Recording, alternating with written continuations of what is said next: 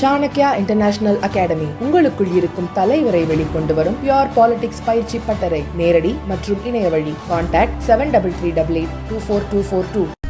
ஹாப்பியா, ஹெல்தியா, ஜாலியா ஒரு life. Lanco Harmonia Pavilion Senior Living Apartments at Sri Perambatoor 2 BHK just 49 lakhs. Call 7717273747. அன்பார்ந்த பெரியோர்களே, தாய்மார்களே, திருப்பூரில் இருக்கக்கூடிய 2 சட்டமன்ற தொகுதிகள், நம்முடைய பல்லடம் சட்டமன்ற தொகுதி 3 தொகுதிகளுக்கான ஒரு அற்புதமான மாநாட்டை நடத்தி கொண்டிருக்கக்கூடிய இந்த மாவட்டத்தினுடைய அற்புதமான தலைவர், அருமை சகோதரர் திரு ஸ்ரீனிவாசன் அவர்களே, நம்முடைய மாநில தலைவர் அவர்கள் தன்னுடைய யாத்திரையில திருப்பூர் நகரத்திற்கு வர வேண்டும், உங்களோடு கலந்து ஆலோசிக்க வேண்டும், உங்களிடம் பேச வேண்டும், ஒரு நாள் முழுவதும் திருப்பூரில் இருக்க வேண்டும் என்கின்ற பெரிய எண்ணத்தோடு வந்து கொண்டிருந்தார். யாத்திரை நம்முடைய பாரதத்துடைய உள்துறை அமைச்சர் திரு அமித்ஷாஜி அவர்கள் வந்த பொழுது அது புதுக்கோட்டையிலே அந்த நிறைவு விழா கொண்டாட வேண்டிய ஒரு தருணம் இருந்த பொழுது, திருப்பூரில் நிச்சயமாக நம்முடைய யாத்திரையாக இருக்க வேண்டாம், ஒரு மாநாட்டாக மாற்றி விடுங்கள் என்று சொன்னார். இன்று யாத்திரைக்கு பிறகு நடக்கக்கூடிய பாரதிய ஜனதா கட்சியினுடைய முதல் மாநாடாக இது மாறி இருக்கிறது.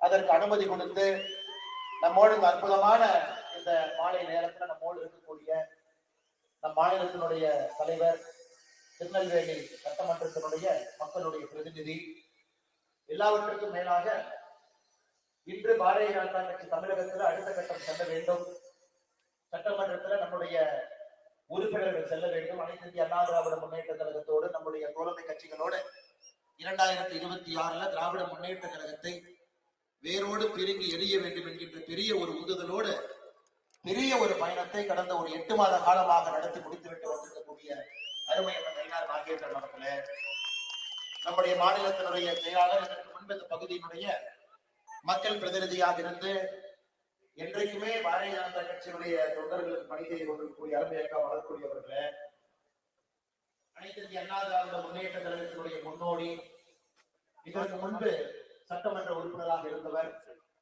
இன்று சென்னையில இந்த பகுதியினுடைய மூத்த தலைவர்கள் எல்லாம் நேர்காணல் இருக்கும் பொழுது அனைத்து இந்திய அண்ணா திராவிட முன்னேற்ற கழகத்தின் சார்பாக இங்கே வந்திருக்கக்கூடிய முன்னாள் சட்டமன்ற உறுப்பினர் அருமை ஐயா பழனிசாமி அவர்களே, மேடையின் மீது இருக்கக்கூடிய அனைத்து இந்திய அண்ணா திராவிட முன்னேற்ற கழகத்தினுடைய எல்லா தலைவர்களே, தமிழ் மாநில காங்கிரஸ் கட்சியினுடைய பிரதிநிதிகளே, நம்முடைய கூட்டணி கட்சியினுடைய தோழர்களே, நம்முடைய பாரதிய ஜனதா கட்சியினுடைய முன்னாள் மாவட்ட தலைவர் அண்ணன் செந்துவேல் அவர்களே, பாயிண்ட் மணி அவர்களே, அண்ணன் சின்னசாமி அவர்களே, நாச்சிமுத்து அவர்களே, குணசேகரன் அவர்களே, அருமை சகோதரர் தங்கராஜ் அவர்களே, அருண் அவர்களே, நடராஜ் அவர்களே, கலாமணி அக்கா அவர்களே, வினோத் வெங்கடேஷ் அவர்களே, ரவிக்குமார் அவர்களே, உழவர் உழைப்பாளர் கட்சி சார்பாக இங்க வந்திருக்கக்கூடிய சொல்லே உழவர், நமக்கெல்லாம் என்று இந்த நிகழ்ச்சி ஆரம்பிச்சது அவர் தான் பேசிவிட்டு அமர்ந்திருக்கக்கூடிய பாரத பிரதமர் மீது எப்பொழுதும் ஒரு பெரிய மதிப்பு மரியாதையும் வைத்திருக்கக்கூடியவர், விவசாய சட்டங்கள் வந்த பொழுது பட்டி தொட்டி எல்லாம் சென்று நம்முடைய விவசாய சட்டங்களுக்கு ஆதரவாக பேசிய ஒரு அற்புதமான மனிதர்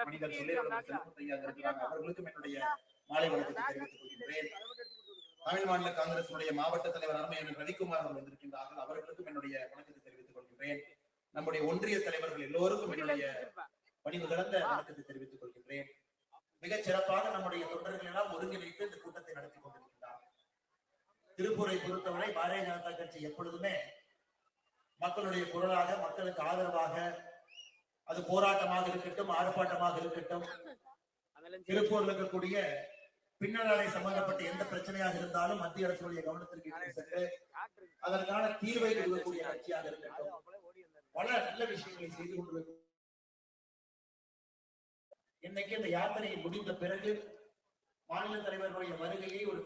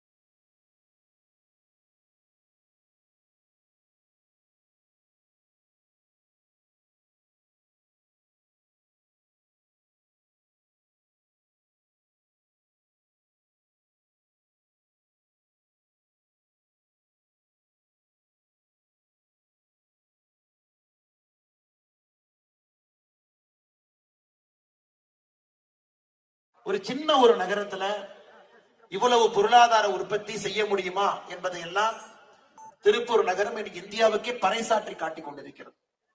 50,000 கோடி ரூபாய்க்கு மேல உள்நாட்டு உற்பத்தி திறன்ல திருப்பூருடைய பங்கு, 80,000 கோடி ரூபாயை தாண்டி ஏற்றுமதியில திருப்பூர் நகரத்தினுடைய பங்கு. ஒரு சிறிய நகரம், ஒரு குட்டி ஜப்பானை போல ஒரு சுழற்சி முறையில காலையிலிருந்து இரவு வரை மிக வேகமாக ஆற்றலோடு தமிழகத்தில் ஒரு நகரம் பணி செய்து கொண்டிருக்கிறது என்றால் இரவிலும் சரி பகலிலும் சரி அது திருப்பூர் நகரம். எந்த ஒரு ஊருக்கு ஒரு மாற்றம் வர வேண்டுமோ இல்லையோ திருப்பூர் நகரத்துக்கு வரணும். காரணம், இந்திய அரசுக்கு, தமிழக அரசுக்கு, நம்முடைய மக்களுக்கு இவ்வளவு வருமானம் கொடுக்கக்கூடிய ஒரு திருப்பூர் நகரம் இன்னைக்கு ஒரு குப்பை மேடாக இங்கே மாற்றி வைத்திருக்கிறார். அது எந்த ஒரு மாற்று கருத்து நம்ம பார்க்கிறோம். தொடர்ந்து போராட்டம் குப்பை மேடாக மாற்றியதை அடுத்த கட்டம் பார்த்தீங்கன்னா, தமிழகத்துல கஞ்சா புழக்கம் அடங்கக்கூடிய நகரத்துல அதிகப்படியாக கஞ்சா இருக்கக்கூடிய சென்னையை தாண்டி இருக்கக்கூடிய நகரத்துல இன்னைக்கு திருப்பூர் நகரம் இருக்கு. பெண்களுக்கு பாதுகாப்பு குறைவாக இருக்கக்கூடிய நகரமாகவும் கூட திருப்பூர் நகரம் இருக்கு. இன்னைக்கு எத்தனையோ மனிதர்கள் இந்தியாவுடைய வேறு வேறு பகுதியிலிருந்து திருப்பூர்ல வந்து வேலை பார்க்கிறாங்க. ஒரு நம்பிக்கையோடு திருப்பூர் மக்களின் மீது ஒரு நம்பிக்கையோடு இங்க வந்து பீகார்ல இருந்து, ஜார்க்கண்ட்ல இருந்து, ஒரிசாவில இருந்து நம்முடைய சகோதர சகோதரிகள் எல்லாம் இங்கே திருப்பூர்ல வந்து வேலை பார்க்கிறாங்க. நம்முடைய வளர்ச்சிக்கு அவர்கள் காரணமாக இருக்கின்றார்கள். அவர்களுக்கும் இன்னைக்கு பிரச்சனை தான். ஆனால் நிச்சயமாக எந்த ஒரு மாநகரத்துல மாற்றம் வருகிறதோ இல்லையோ, நம்முடைய மாநில தலைவரின் முன்பு நம்முடைய மாவட்ட தலைவர் அவர்கள் உறுதி கொடுத்தபடி இந்த 3 சட்டமன்றத்திலும் கூட நம்முடைய தேசிய ஜனநாயக கூட்டணி ஒரு பெரிய மாற்றத்தோடு இங்க நம்முடைய சட்டமன்ற உறுப்பினர்கள் வரணும். காரணம், திருப்பூருக்கு அவர்கள் தேவை. திருப்பூருடைய அவல நிலையை பாருங்க. திருப்பூர் பகுதியில் இருக்கக்கூடிய ஒரே ஒரு திராவிட முன்னேற்ற கழகத்தினுடைய சட்டமன்ற உறுப்பினர் நேற்று முன்தினம் அவர் தர்ணால் உட்கார்ந்துருக்காங்க. சேர் போட்டு பக்கத்துல ஒரு கொடை பிடிச்சிட்டு இருக்காங்க. பக்கத்துல ஒரு அம்மா பிளாஸ்க்ல தண்ணி வச்சிருக்காங்க. ஜம்மனு சேர்ல அவர் உட்கார்ந்து இருக்காரு. எதுக்கு நீங்களா ஆர்ப்பாட்டம் பண்றீங்கன்னா, எங்க மேயர் இருக்கு ஆர்ப்பாட்டம் பண்றாங்க. இந்த அநியாயத்தை இந்தியாவில் எங்கேயுமே பார்க்க முடியாதுங்க. இந்த டிராமாவை நிறைவேற்றக்கூடிய ஒரே ஒரு கட்சி கம்யூனிஸ்ட் கட்சி. கேரளாவுக்கு போனீங்கன்னா கம்யூனிஸ்ட் ஆட்சியை எதிர்த்து கம்யூனிஸ்ட் கட்சி ஆர்ப்பாட்டம் பண்ணுவாங்க. ஏன்னா மக்களுடைய குறைய ஆட்சியா நாங்க செய்ய முடியல, கட்சியா நாங்க செய்யறோம். இன்னைக்கு திருப்பூரிலும் அதே போன்ற அவல நிலைமைய ஒரு திராவிட முன்னேற்ற கழகத்தினுடைய சட்டமன்ற உறுப்பினரே வீதிக்கு வந்து சேர் போட்டு உட்கார்ந்து என்னோட பகுதியில் இருக்கக்கூடிய குப்பையை அகற்ற வேண்டும் என்கின்ற டிராமாவை பண்ணிட்டு இருக்காங்க. அப்படிதான் திருப்பூர் நகரம் இருக்கு. திருப்பூர் நகரத்தினுடைய மேயர் அதையெல்லாம் தாண்டி ஒரு ஊர்ல போய் குப்பையை போடுறாரு. ஊர் மக்கள் எல்லாம் போய் மன்னிப்பு கேட்கறாங்க. ஐயா, எங்க ஊருக்கு குப்பையை கொண்டு வராது. அதுக்கு என்ன சொல்றாரு தெரியுங்களா? நீங்க எல்லாம் மரியாதையா வீட்டுக்கு வாங்க, என்னையை பற்றி பொது இடத்துல தப்பா பேசுறதுக்காக மன்னிப்பு கேளுங்க. அந்த ஊர் மக்கள் யாரெல்லாம் அந்த ஆர்ப்பாட்ட மேடையில மேயரை கண்டித்து பேசினார்களோ எல்லோரையும் தனித்தனியாக மன்னிப்பு கேட்க வைத்து அவங்க மன்னிப்பு கேட்டதையெல்லாம் வீடியோ பண்ணி அதை டிஎம்கே ஐடிவில போட்டுட்டு அடுத்த நாள் காலையில அந்த ஊர்ல மறுபடியும் வந்து ஒருவர் குப்பையை கொட்ட முடியும் என்றால் அது திருப்பூருடைய கேடுகட்ட மேயர் ஒருத்தர் இருக்கார். அவர் மட்டும்தான் முடியும். அதாவது மக்கள் ஒரு ஆர்ப்பாட்ட மேடையில பேசினாங்க ஒரே காரணத்துக்காக அவமானப்படுத்தி அவர்களை பொதுவெளியில மன்னிப்பு கேட்க வைத்து அடுத்த மறுநாள் காலையில போய் குப்பையை கொட்டுறாங்க. அதை எதிர்த்து டிசம்பர் 16ஆம் தேதி அந்த இடுவாய் கிராமம் பகுதியில நம்முடைய சொந்தங்கள் எல்லாம் போய் ஆர்ப்பாட்டம் போராட்டம் நடத்துறாங்க. 11 பேர் கைது செய்யப்பட்டு இன்னைக்கு கிட்டத்தட்ட 25 நாட்கள் கழித்து இன்னைக்கு பெயில் கிடைச்சிருக்கிறது. செக்யூர் கையெழுத்து போட்டு நாளைக்கு அவங்க வெளியே வருவாங்க. இதையெல்லாம் கூட நாம் பார்த்து கொண்டிருக்கின்றோம். அதை கண்டித்து ஆர்ப்பாட்டம் நடத்திய பாரதிய ஜனதா கட்சி நூற்றுக்கணக்கான நபர்களை கைது செய்து உள்ள வச்சாங்க. இதையும் நாம் பார்த்தோம்.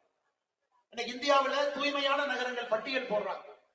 தூய்மையான நகரங்கள் பட்டியல் 10 லட்சம் பேருக்கு மேல இருக்கக்கூடிய நகரங்கள் இந்தியாவில 40. 40வது இடத்துல கடைசி இடத்துல இருக்கக்கூடிய நகரம் எதுனா மதுரை.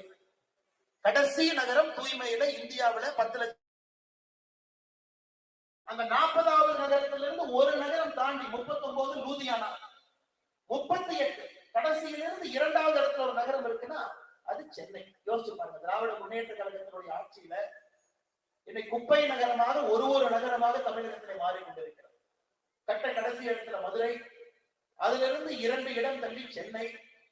அந்த 40 நகரத்துல 29வது நகரமா கீழிருந்து 11 இடத்துல கோயம்புத்தூர். 3 லட்சத்திலிருந்து 10 லட்சம் பேர் இருக்கக்கூடிய நகரம், 3 லட்சத்திலிருந்து 10 லட்சம் பேர் இருக்கக்கூடிய நகரம் 95 நகரத்தை பட்டியல் போடுறாங்க. எது குப்பை நகரம்? 94வது இடத்துல ஈரோடு, 77வது இடத்துல திருப்பூர். இதை விட வெட்கக்கேடு எங்கேயுமே இருக்க முடியாது. இங்கிருந்து திராவிட முன்னேற்ற கழகத்துடைய தலைவர்கள் வட இந்தியாவுடைய சில மாநிலத்தை பார்த்து நீங்க எல்லாம் பான்புறாங்க சொல்றாங்க. அவங்க எல்லாம் நம்மளை விட சுத்தத்துல மேல இருக்கலாம். இதை விட கேள்வி இங்கிருந்து திராவிட முன்னேற்ற கழகம் எங்க ஜார்க்கண்ட்ல ராஞ்சிய எந்த வட மாநிலத்தில் இருக்கக்கூடிய தலைநகரத்தில் இருக்கக்கூடிய தொழிலாளர்களை உழைப்பாளிகளை பார்த்து பான்புறாக்கு வாயெல்லாம் திட்டுறாங்க. அவங்க எல்லாம் சுத்தத்துல நம்மை விட முன்னாடி இருக்கிறாங்க. இண்டோர் நகரம் கடந்த 7 ஆண்டுகளாக மத்திய பிரதேசனுடைய தலைநகரம் இண்டோர் கடந்த 7 ஆண்டுகளாக இந்தியாவுடைய தூய்மை நகரமாக இருக்கு. மைசூர் 2வது நகரமாக தூய்மை நகரமாக. இதெல்லாம் நம்ம பார்க்கணும். கேடுகட்ட ஆட்சியாளர்கள் சென்னையில, அதை விட கேடுகட்ட ஆட்சியாளர்கள் திருப்பூர் மாநகராட்சியில. இருவரும் சேரும் பொழுது சாமானிய மனிதனுடைய உழைப்புக்கு எந்த உங்க உழைப்பு கட்டக்கூடிய வரிக்கு ஒரு மரியாதை. தண்ணி வரி, கரண்ட் வரி, சுற்று வரி, எந்த வரி கட்டினாலும் கூட இவர்கள் செய்ய வேண்டிய எந்த வேலையும் செய்யாதனால இன்னைக்கு குப்பை நகரமாக, பெண்களுக்கு பாதுகாப்பு இல்லாத நகரமாக தொடர்ந்து மாற்றிக் கொண்டிருக்கின்றார்கள். இதையெல்லாம் இந்த இடத்துல நீங்க நல்லா ஞாபகம் வச்சுக்கணும். நம்ம ஓட்டு எதுக்கு போடுறோம்? ஓட்டு போட்டு வரக்கூடிய ஆட்சி 3 அடிப்படை விஷயங்கள் மனிதனுக்கு செய்யணும். முதல் விஷயம் என்பது உயிருக்கு உத்தரவாதம். ஒரு அரசனுடைய தலையாய கடமை உயிருக்கு உத்தரவாதம்.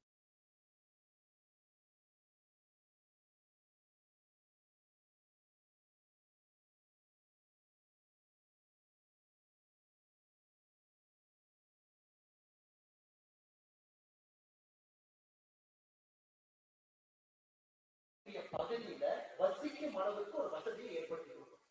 ஒரு அரசு செய்ய வேண்டியது 3 வேலை மட்டும்தான். இதை தாண்டித்தான் மற்ற வேலை. ஆனா இந்த முதல் 3 வேலையுமே மிக கேவலமாக, மிக மோசமாக செய்து 0 மார்க்னு சொன்னா கூட கேவலங்க, நெகட்டிவ் மார்க் போட்டா கூட கேவலம். அவ்வளவு மோசமான 4 ஆண்டு காலம் ஆட்சி நடத்திவிட்டு முதலமைச்சர் ஐயா ஸ்டாலின் அவர்கள் இன்னைக்கு மேடைக்கு மேடை கேள்வி கேட்கிறார். நாங்க முதலமைச்சருக்கு வந்து பாத்தீங்கன்னா குடியரசு தின விழாவுக்கும் சுதந்திர தின விழாவுக்கும் எப்பொழுதுமே பிரச்சனை வரும். எப்பவுமே பிரச்சனை. எப்ப கேட்டாலும் மாற்றி மாற்றி சொல்றாரு. இன்னைக்கு புதுசா என்ன ஆரம்பிச்சிருக்காருன்னா, எத்தனை சதவீத வாக்குறுதிகளை நிறைவேற்றிருக்கும் புதுசா ஆரம்பிச்சிருக்காரு. போன செப்டம்பர் மாசம், செப்டம்பர் 2023 99% வாக்குறுதி முடிச்சுட்டேன். போன மாசம் 94% முடிச்சுட்டேன். போன வாரம் 90% முடிச்சுட்டேன். இன்னைக்கு காலையில 80% முடிச்சுட்டேன். அநியாயத்தை பாதிக்கிறீங்களா? ஒரு வாக்குறுதியை முடிச்சா 80ல இருந்து 99 போறத பார்க்கணும்.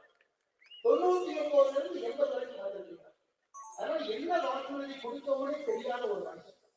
அவர் என்ன வாக்குறுதி கொடுத்தவனே தெரியாது. போகும்போது ஒரு பேப்பர் எழுதி கொடுக்குறாங்க, பின்னாடி படிநிலையாக பண்ணி சொன்னார்.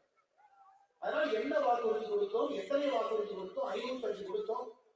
மாவட்டம் வாரியாக 1600 கொடுத்திருக்கிறோம். மாநிலத்துக்கு 505, மாவட்டத்திற்கு 1600. நிறைய திருப்பூர் நான் படிக்கிற மாதிரி. எந்த வாக்குறுதி எத்தனை நிறைவேற்றணும் என்று தெரியாமல் இருக்கக்கூடிய முதலமைச்சர் மேடைக்கு மேடைக்கு பேசுறார். இன்னைக்கு புதுசா ஒரு திட்டத்தை நிறைவேற்றிருக்கார். திட்டத்துடைய பேரே ரொம்ப சூப்பரா இருந்துச்சு. உங்கள் கனவை சொல்லுங்கள். முதலமைச்சர் என் கனவு சொல்றேன். பெண்களுக்கு பாதுகாப்பான மாநிலம் என் கனவு. இளைஞர்களுக்கு வேலை வாய்ப்பு இருக்கக்கூடிய மாநிலம் என்னுடைய கனவு. தமிழன் என்கின்ற பெருமையான அடையாளத்தோடு இருக்கக்கூடிய மாநிலம் என்னுடைய கனவு. இந்த 3 கனவு நடக்க வேண்டும் என்றால் என்னுடைய கனவான திராவிட முன்னேற்ற கழகம் 2026 ஆட்சியில் இருக்கிறாங்க.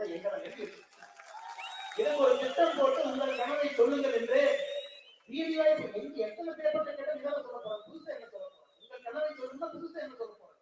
நீங்க ஆட்சியில் இருக்கிறாங்க, அதாங்க என் கனவு 99 பேர் சொல்ல போறாங்க. ஏன்னா இதற்கு முன்பு 2021 தேர்தலுக்கு முன்பு ஒரு பெட்டியை தூக்கிட்டு ஊர் ஊரா சுற்றுறாங்க. இதுக்கு நீங்க பெட்டினா ஒரு குறை தீர்ப்பு பேப்பர்லாம் இருந்தா உள்ள போட்டு வைங்க. இந்த பெட்டிக்குள்ள நான் பார்க்கலாம். இந்த பெட்டி என்னாச்சுன்னு யாருக்குமே தெரியாது. திராவிட முன்னேற்ற கழகத்தினுடைய ஆட்சியில உண்டியல்ல காசு போட்டா எப்படியோ அப்படிதான் இந்த பெட்டியில போட்ட பெட்டிஷன். பெட்டியில போட்ட பெட்டிஷனுக்கு மரியாதை இல்லை. திராவிட முன்னேற்ற கழகத்தினுடைய ஆட்சியில உண்டியல்ல போட்ட காசுக்கு மரியாதை. இன்னைக்கு திராவிட முன்னேற்ற கழகத்தினுடைய அமைச்சர்கள் என்ன பேசுறாங்க பாருங்க. திருப்பரங்குன்றத்துல தீர்ப்பு கொடுக்குறாங்க. அது நம்ம எல்லோருக்குமே தெரியும். 1920 இருந்து இருக்கக்கூடிய பிரச்சனை, 105 ஆண்டுகளாக இருக்கக்கூடிய பிரச்சனை. பூர்ணச்சந்திரன் சார் இருக்கார், உயிரை ஒரு நல்ல ஒரு மனிதர். தீர்ப்பு வந்த பிறகு ரகுபதி சொல்றாரு, சுடுகாட்டுலதான பிணத்தை எரிக்கணும், வழக்கத்தை மாத்தினா எப்படி? அண்ணன் ரகுபதி அவர்களே, கலைஞர் கருணாநிதி அவர்கள் இறந்த பிறகு சுடுகாட்டுக்கு தான் நீங்க போயிருந்தது, வெறுனா போனீங்க. ஏங்கண்ணா, உங்களுக்கு ஒரு நியாயம், ஊருக்கு ஒரு நியாயமான. இன்னைக்கு நீங்க வழக்கத்தை மாத்துறீங்க, சுடுகாட்டில் எரிக்க வேண்டிய பிணத்தை எதுக்கு வழக்கத்தை மாத்துறீங்க? கலைஞர் கருணாநிதி ஐயா இறந்த பிறகு எனக்கு கருணாநிதி ஐயா மீது மரியாதை இருக்கு. அடிப்படையில கொள்கையில மாற்றம் இருந்தாலும் கூட நம்முடைய முதலமைச்சருக்கான அந்த மரியாதையை கொடுப்போம். இன்னைக்கு நீங்க மக்களை இந்த அளவுக்கு கொச்சைப்படுத்தி பேசினா திரும்ப நாங்க பேசுறதுக்கு எவ்வளவு நேரம் ஆகும்? அதே கலைஞர் கருணாநிதி அவர்கள் இறந்த பிறகு சுடுகாட்டுக்கு தான் நீங்க போயிருக்கணும். எதற்கு மெரினா கடற்கரையில தான் அடக்கம் செய்யணும், எதுக்கு ஓட்டு கேறீங்க? அதே மக்கள் கேட்பாங்க, இந்து மக்கள் கேட்பாங்க, தமிழகத்தினுடைய மக்கள் கேட்பாங்க. இன்னைக்கு ரகுபதி அவர்கள் ஒரு அமைச்சரா இருக்கிறார். அந்த அமைச்சராக இருப்பதற்கு தமிழகத்துல ஒரு அமைச்சருக்கு தகுதியே இல்லைன்னா ரகுபதி தான் தகுதி. எல்லா ஊழல் வழக்கு மேல ஒரு டிஏ கேஸ் நடந்துகிட்டு இருக்கு. சிறைத்துறை அமைச்சர், சிறையில் இருக்க வேண்டியது சிறைத்துறை அமைச்சர். இதோட கொடுமையை பாருங்க தமிழகத்தில். இவ்வளவு மோசமாக ஆட்சி மேல ஆட்சி நடத்தி கொண்டிருக்கிறார்கள். கேட்டா நம்மளே சொல்றாங்க. இன்னைக்கு நம்முடைய முதலமைச்சர் அவர்கள் அதோடு நிக்கல, இன்னும் அடுத்த கட்டத்துக்கு போறாங்க. அமித்ஷா இல்லையாமா, அவர் அவதூறு ஷா, அவதூறா பேசுறாராமா, அதனால அமித்ஷாவுக்கு அவதூறு ஷா என்கின்ற பேரை வைத்திருக்கிறார். ஐயா முதலமைச்சர் அவர்களே, ரொம்ப பொறுப்போடு பணிவோடு கண்ணியத்தோடு நான் கேட்கின்றேன், முட்டாள்தனமாக ஆட்சி நடத்துவதற்காக முட்டாள் மு க ஸ்டாலின் என்று சொல்லலாம். சொல்வதற்கு என்ன ஒரு நிமிஷம் ஆகலாம். நாவடக்கம் திராவிட முன்னேற்ற கழகத்தினுடைய அமைச்சர்களுக்கு மட்டுமல்ல, முதலமைச்சருக்கும் நாவடக்கம் வேண்டும்.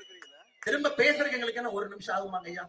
அதெல்லாம் உங்களை பார்த்து எப்பவுமே நாங்க பயப்பட்டது கிடையாது, எப்பவும் பயப்பட போறது கிடையாது.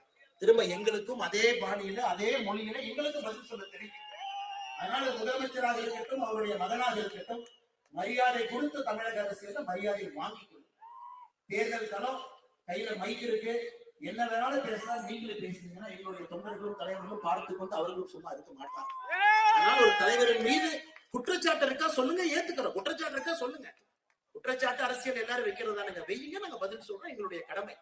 அதற்காக தயவு செய்து ஒரு பணியில பொறுப்பில் இருக்கிறவங்களை கொச்சைப்படுத்தி பேசுவதை நம்முடைய முதலமைச்சர் அவர்களே அவருடைய பொறுப்புல செய்யும் பொழுது அவருக்கு கீழே இருக்கக்கூடிய அமைச்சர் பெருமக்கள் எல்லோரும் இதை தங்களுடைய கடமையாக செய்து கொண்டிருக்கிறார்கள். அதையும் கூட இந்த நேரத்திலே கடுமையாக கண்டிக்க வேண்டிய ஒரு பொறுப்பும் வேலையும் நம்முடைய வேலையாக இருக்கிறது. அன்பு சொந்தங்கள், இன்னைக்கு நாம் எல்லோரும் நன்றாக புரிந்து கொள்ள வேண்டும். அன்பு சொந்தங்களே, இன்னைக்கு நேற்று இதே நேரத்துல மும்பையில தாராவி பகுதியில நம்முடைய தமிழ் சொந்தங்களோடு பேசிக் கொண்டிருந்த பொழுது அவருடைய உள்ளாட்சி தேர்தல் நடந்து கொண்டிருக்கிறது. எல்லாரும் ஹிந்தி பேசுறாங்க. மேடையில் நான் இருக்கிற என்ன பேசுறது, எப்படி ஹிந்தியில பேசுறது, பக்கத்துல இருக்கவங்க சொன்னாங்க ஒரு 3 லைன் ஹிந்தியில் எழுதி கொடுத்தீங்கன்னா தமிழ் எழுதி கொடுங்க, பேசி படிச்சுட்டு வந்தாங்க. ஐயா, நாம் இன்று புரிந்து கொள்ள வேண்டும், நம்முடைய குழந்தைகள் இன்று உலக குழந்தைகளாக மாறிக்கொண்டிருக்கின்றார். அவங்க எல்லாம் அந்த உலகம் ஃபுல்லா போகணும், எல்லா மாநிலத்துக்கு போகணும், எல்லா விஷயத்தையும் பேசணும், எல்லாம் கத்துக்கணும்னு நினைக்கிறாங்க. ஆனா தமிழகத்துல மட்டும் ஏன் அவன் மக்களை அடக்கி அடக்கி அடக்கி அடக்கி இப்படிதான் படிக்கணும், இத்தனை மொழிதான் படிக்கணும், இதுக்கு மேல படிக்காதுன்னு சொல்றது எப்படி? எவ்வளவு பெரிய தவறு தான். இன்னைக்கு சந்திரபாபு நாயுடு அவர்கள் ஆந்திராவுடைய முதலமைச்சராக சொல்லிக் கொண்டிருக்கிறார், நான் மத்திய அரசுடைய இருமொழி கொள்கையை எதிர்க்கிறேங்கிற. சந்திரபாபு நாயுடு ஏன் எதிர்க்கிறாருன்னா 30 மொழி படிக்கணும், அதெல்லாம் 2 மொழி படிக்கிறீங்க, 30 மொழி படிச்சாதான் நல்லா இருக்கும், ஏன்னா 30 மொழி படிக்கிறார். அங்கே ஒரு முதலமைச்சர். ஆனா இங்க இருக்கக்கூடிய முதலமைச்சர் அவருக்கு ஒரு மொழியே உருப்படியா வராது, அதுல கணக்கும் வராது. ஆனால் இவர் இந்த ஆட்சியில் உட்கார்ந்து இந்த மொழியை படி அந்த மொழியை படி என்று முதலமைச்சர் அவர் சொல்லிக் கொண்டிருக்கிறார்கள். இளைஞர்கள் எனக்கு இளைஞர்களுக்கு என்னன்னா பெரிய சண்டையை நடந்து கொண்டிருக்கிறது. எனக்கு எந்த படம் ரிலீஸ் ஆனா முதல்ல 100 கோடி யாரு, 200 கோடி யாரு, 300 கோடி யாரு, அந்த மாய உலகத்திலிருந்து வெளியே வர. அரசியல் என்பது ஒரு படத்தின் மூலமாக தீர்மானிக்கப்படுவது அல்ல. ஒரு படத்துல ஒருவர் நடிக்கிறாங்கன்னா அதுல ரீடேக் எடுத்துக்கலாம் இல்லையா, ரீடேக் எடுத்துக்கலாம். வில்லனுக்கு தான் அடி விழுவும், ஹீரோக்கு எப்பவும் அடி விழுவாங்க. ஆனா நிஜ வாழ்க்கை என்பது அப்படி இல்லை. நிஜ வாழ்க்கை என்பது முற்றிலும் வேறு. ஒரு புரட்சி தலைவர் அவர்கள் அரசியல்ல மக்களுடைய மனதை எல்லாம் வென்று, இந்தியாவுடைய ஒரே ஒரு தலைவர் மக்களுடைய அன்பை சினிமாவில் இருந்து மக்களுடைய அன்பை ஜெயிச்சிருக்காங்க. ஒரு இதயம் அப்படிப்பட்ட ஒரு இதயம் புரட்சி தலைவர். இன்னைக்கு நம்ம இளைஞர் அவர்கள் நீங்க அரசியல்ல எல்லோருக்கும் வாய்ப்பு கொடுக்கும் பொழுது யோசிச்சுக்கணும். நான் எந்த தலைவரையும் தவறாக சொன்னேன். இது முக்கியமான தேர்தல், இது எக்ஸ்பெரிமெண்டேஷன் தேர்தல். இவர் போட்டு பார்க்கலாமா, புதுசா ஒருத்தர் போட்டு பார்ப்போம், என்ன நடக்குது பார்ப்போம். ஐயா, அதுக்கான தேர்தல் இது இல்ல. திராவிட முன்னேற்ற கழகத்தினுடைய ஆட்சியை அகற்ற வேண்டும் என்று முடிவு செய்த பிறகு அந்த பிங்கி பாங்கி போடுறதுக்கெல்லாம் வேலையே இல்லைங்க. திராவிட முன்னேற்ற கழகம் அங்கிருந்து கிளம்ப வேண்டும் என்று முடிவு செய்து விட்டால் ஆட்சியில் யார் அமர்ந்தால் அவங்களுக்கு ஆட்சி கொடுக்க தெரியும். ஐயா, ஆட்சி என்பது ஒரு முதலமைச்சர் மட்டுமல்ல. முதலமைச்சரோடு 35 அமைச்சர்கள் உட்காரும், 234 தொகுதியில எம்எல்ஏக்கள் உட்காரும். இப்ப அண்ணன் நயினார் நாகேந்திரன் அவர்கள் பலமுறை எம்எல்ஏவா இருக்கிறாங்க, இதற்கு முன்பு அமைச்சரா இருக்கிறாங்க, இதற்கு முன்பு சட்டப்பேரவை உறுப்பினர் இருக்கிறாங்கன்னா பக்குவப்பட்டவர்கள், அனுபவப்பட்டவர்கள், அவமானப்பட்டு பக்குவப்பட்டவர்கள். கடந்த 30, 40, 50 ஆண்டு அரசியல் வாழ்க்கையில் ஒரு முடிவெடுக்கும் பொழுது எப்படி எடுக்கணும்னு தெரியும். அதாவது அரசியல் என்பது பக்குவம். அதனால இளைஞர் தேர்தல் என்பது எக்ஸ்பெரிமெண்டேஷன் தேர்தல். பிக்கி பிக்கி பாக்கி போட்டு ஏதோ நம்பிட்டு பூசவத்துக்கு வாய்ப்பு கொடுத்து பார்க்கலாம். அதனால இது தமிழகத்தினுடைய அடுத்த கட்டம். நாம மிஸ் பண்ணிட்டோம்னாலே ஆந்திரா முன்னாடி ஓடிடும், கர்நாடகா ஓடிடும், எல்லா மாநிலமும் முந்தியடித்து முன்னே ஓடி விடுவாங்க. அதனால இந்த தேர்தலை பொறுத்தவரை அனுபவம் மிக்கவர்கள், அரசியல் ஆளும் தெரிந்தவர்கள், திராவிட முன்னேற்ற கழகத்தினுடைய 4 ஆண்டு ஆளும் ஆட்சியில செஞ்சிருக்கக்கூடிய தவறை எல்லாம் சரி பண்றதுக்கு 2 வருஷம் ஆகும். சரி பண்றதுக்கு 2 வருஷம். இன்னைக்கு திராவிட முன்னேற்ற கழகத்துக்கு ஒரு பாசிட்டிவ், ஐயோ அனைத்து இந்திய அண்ணா திராவிட முன்னேற்ற கழகம் கடன் வாங்கிட்டாங்க, அண்ணாமலை ஒரு க்ளோஸ் எடுக்கும். திராவிட முன்னேற்ற கழகத்தினுடைய தலைவர்கள் தொண்டர்கள் முதலமைச்சர் புரிந்து கொள்ள வேண்டும். அனைத்து இந்திய அண்ணா திராவிட முன்னேற்ற கழகம் ஆட்சியை விட்டு வெளியே வந்த பொழுது 2021 எவ்வளவு நம்முடைய மாநிலத்தில் கடன் வச்சாங்க? 4.5 கோடி ரூபாய், 4.5 லட்சம் கோடி ரூபாய் கடன் வச்சாங்க. 4.5 லட்சம் கோடி ரூபாய்.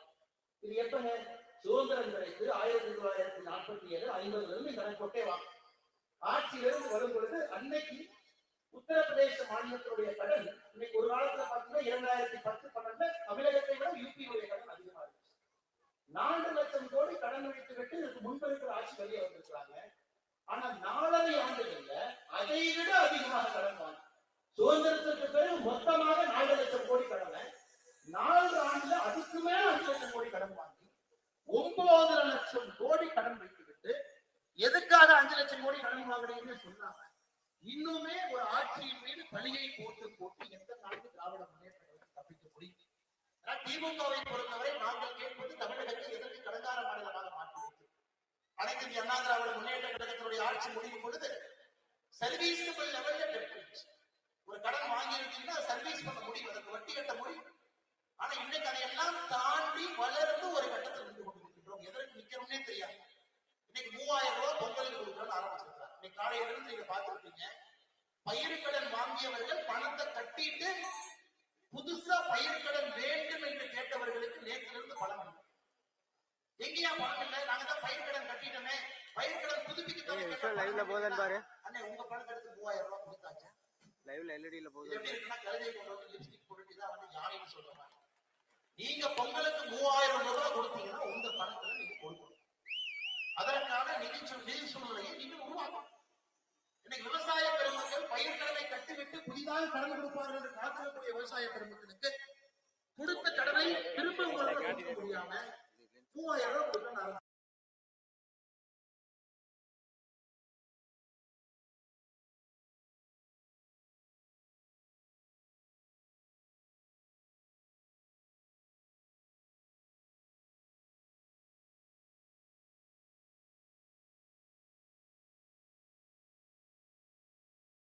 ₹2,22,00,000 ஒரு ரேஷன் அட்டையின் மீது 2,04,000 ரூபாய் கடன் இருந்துச்சு. இன்னைக்கு ஒரு ரேஷன் அட்டையின் மீது 4,54,000 ரூபாய் கடன். 4.5 ஆண்டுகள்ல ஒரு ரேஷன் அட்டையின் மீது 2,50,000 ரூபாய் கடனை ஏற்றிவிட்டு வெறும் 5,000 ரூபாயை கையில கொடுத்துட்டு இது வடிவேலன் சொன்ன மாதிரி ஜோப்ல கை விட்டு ஒன்றுமே சொல்ற மாதிரி கதையாக இருக்குது. இதை வைத்து விட்டு தேர்தல் பிரச்சாரத்துக்கு மேல வரேன், நான் போயிட்டு நான் அருமை சொன்னதில்ல பேரறிஞர் அண்ணா அவர்கள் சொன்னதை இந்த நேரத்தில் ஞாபகப்படுத்தி என்னுடைய உரையை நான் குறித்து வருகின்றேன்.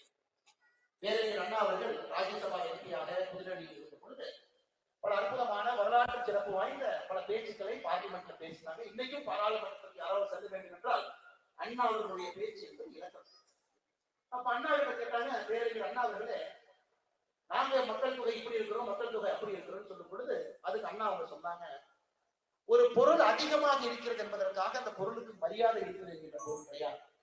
இந்தியாவிலே காக்கா அதிகமாக இருக்கிறது.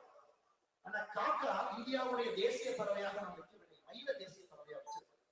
அதுதான் இன்னைக்கு திராவிட முன்னேற்ற கழகம் எங்க கூட்டத்தில் இத்தனை பேர் இருக்கிறாங்க, எங்க கூட்டத்தில் இத்தனை பேர் இருக்கிறாங்க, நம்பர் எண்ணி இருக்கிறாங்க. அவங்களை வச்சு யாருக்கு எந்த பிரயோஜனம் இல்லை. காங்கிரஸ் கட்சியை பொறுத்தவரை ஒரு கால் வந்து விஜய்க்கு போறாம, ஒரு கால் இங்க வைக்கலாமா, எப்படா பிடிச்சிட்டு போறான் அவங்க உட்கார்ந்து. திருமாவளவனை பொறுத்தவரை ஒரு அருமையான ஒரு கையில கொடுக்குறாரு, கண்ணு இங்க பாக்குறாரு, எப்ப அவரு வெளியே போறான்னு அவருக்கே தெரியல. இன்னைக்கு திராவிட முன்னேற்ற கழகத்தினுடைய கூட்டணி கொஞ்சம் கொஞ்சமாக பிரிஞ்சு ஒட்டி கொண்டிருக்கிறது. அது எண்ணிக்கை 4, எண்ணிக்கை 5 என்று சொல்லிக் கொண்டிருக்கிறார். அதனால இந்த பக்கம் கூட்டணி இருக்கக்கூடிய எல்லா தலைவர்களுமே மயிலை போன்றவர்கள், இந்தியாவுடைய தேசிய பறவையை போன்றவர்கள். ஒரு அழகு இருக்கிறது, ஒரு செருப்பு இருக்கிறது, காக்காயும் நல்ல பறவைதான். அண்ணா அவர்கள் சொன்னதுக்காக அந்த கான்டெக்ட் நான் சொல்றேன். அதனால எண்ணிக்கை எண்ணிக்கை எண்ணிக்கை என்று சொல்வதை விட இந்த பக்கம் எண்ணம் இருக்கிறது. திராவிட முன்னேற்ற கழகத்தை வீழ்த்து வைக்கிறது எண்ணம் இருக்கிறது. ஆனால் அன்பு சொந்தங்களே, அடுத்த 80 நாட்கள் மிக முக்கியமான நாட்கள். இந்த கூட்டணி இன்னும் பலப்பெறும், இன்னும் விரிவடையும், இன்னும் விஸ்தாரமாகும். ஆனால் நிச்சயமாக ஒருமித்த கருத்து நாம் இருக்க வேண்டும். திராவிட முன்னேற்ற கழகத்தை வீட்டுக்கு அனுப்ப வேண்டிய ஒருமித்த கருத்து நாம் இருக்கணும். ஒரு பெரிய மாற்றம் தமிழகத்தில் இருக்கணும். அதை இந்த கூட்டத்தை திருப்பூர்களை பார்க்கும் பொழுது நிச்சயமாக அது நடக்கும் என்கின்ற முழு நம்பிக்கையோடு மறுபடியும் இந்த அற்புதமான கூட்டத்தை நடத்தி கொண்டிருக்கக்கூடிய அந்த மாவட்டத்தினுடைய தலைவர் அண்ணன் சீனிவாசன் அவர்கள், முன்னாள் மாவட்டத்தினுடைய தலைவர் அண்ணன் செந்தில்வேல் அவர்கள், எல்லா முக்கியமான தலைவர்கள் மேடையின் மீது நம்முடைய அழைப்பை ஏற்று வந்து நமக்கு மரியாதை செய்து கொண்டிருக்கூடிய அனைத்து இந்திய அண்ணா திராவிட முன்னேற்ற கழகத்தினுடைய அருமை தலைவர்கள், தமிழ் மாநில காங்கிரஸ் கட்சியினுடைய தலைவர்கள், நம்முடைய கூட்டணி கட்சியினுடைய எல்லா பெரும் தலைவர்களுக்கும் நன்றி தெரிவித்து நேரடியாக நம்முடைய மாநில நயினார் நாகேந்திரன் அவர்கள் பேச வருமாறு அன்போடு அழைக்கின்றேன். அதே நேரத்தில் எல்லோரும் உங்கள் இருக்கையில் அமைதியாக இருக்க வேண்டும் என்கின்ற அன்பான வேண்டுகோளை வைத்து இந்த நிகழ்வு முடிந்த பிறகு உங்களை வந்து பார்ப்பதற்காக நாங்கள் ஆவலோடு இருக்கின்றோம்.